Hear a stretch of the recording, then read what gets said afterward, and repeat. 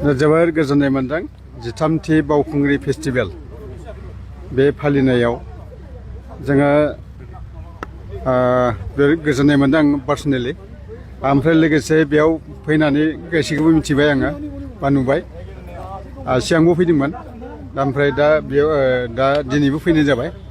ओमफ्राय बेयाव जोंनि जितु हारिमु आरो लोगोसे जानाय लोंनायनिफ्राय आरम्भ खालामनानै गाननाय जोमनायनि जितु हारिमुखौ लाखिनो ट्रेडिशनेल बुस्थुफोरखौ माने लाखिनो बा प्रिजार्भ खालामनो जि नाजानाय बे जोबोर बाख्नायथाव जोबोर मोजां जादों जों बेयाव नुना मोन्दों दा जोंनि दानाय लुनाय गाननाय जोमनाय बे गासिबो बेयाव जितु मोनसे अडिट'रियामाव बिथांमोना बे माबाखौ खालामदों जोबोर मोजां मोनदों आङो ओमफ्राय जोंनि जितु जानाय लोंनाय बेफोर गासिबो ट्रेडिसन बेयाव आं मिथिफैनाय बादिब्ला दा ओंखायनो जोङो जोंनि गासिबो बिथिङाव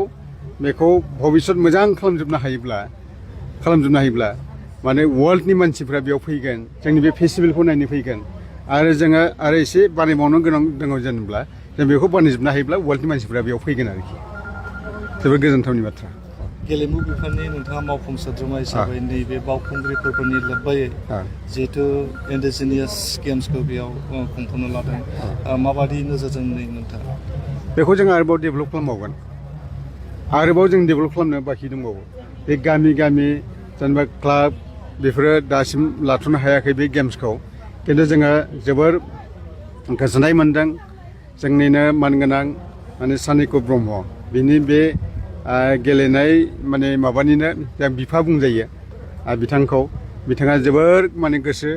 होनानै बेखौ दिहुनदोंमोन जोंनि जिहेतु गिला गेलेनाया मोनसे जोंनि ट्रेडिसन गोदोनिफ्रायनो फैखानाय माने बेखौ लाखिबोदों आरो लोगोसे जिहेतु बेयाव माने खमलायनाय बे खमलायनायाबो जोंनि गोदोनिफ्रायनो दंखायोमोन दा बेखौबो जोङो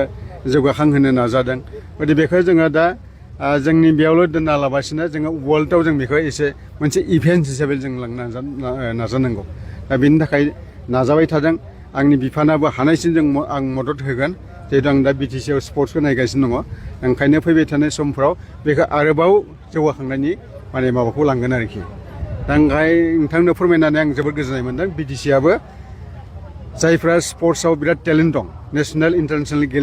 गेलेबाय बिथांमोननो 3% साख्रियावबो जोङो खथा लाखिनाय जाबाय गोदान बोसोर जितु बैसागु फोरबो मा रायजो राजाफोरसिम बे गोदान बोसोरनि सोबानो मोनसे मिशन थाथों मोनसे मिशननि गेजेरजों जोंनि फरायसुलिफोरा आवगायथों जोंनि फैबाय थानाय बोथोरा जाहाथे मोजां जायो सान्थि जायो जों बेखौ हास्थायबाय गोदान बोसोरनि साफ्रोमबो आंनि गाहाम हामलायनायखौ आङो बावहरनाय थाबाय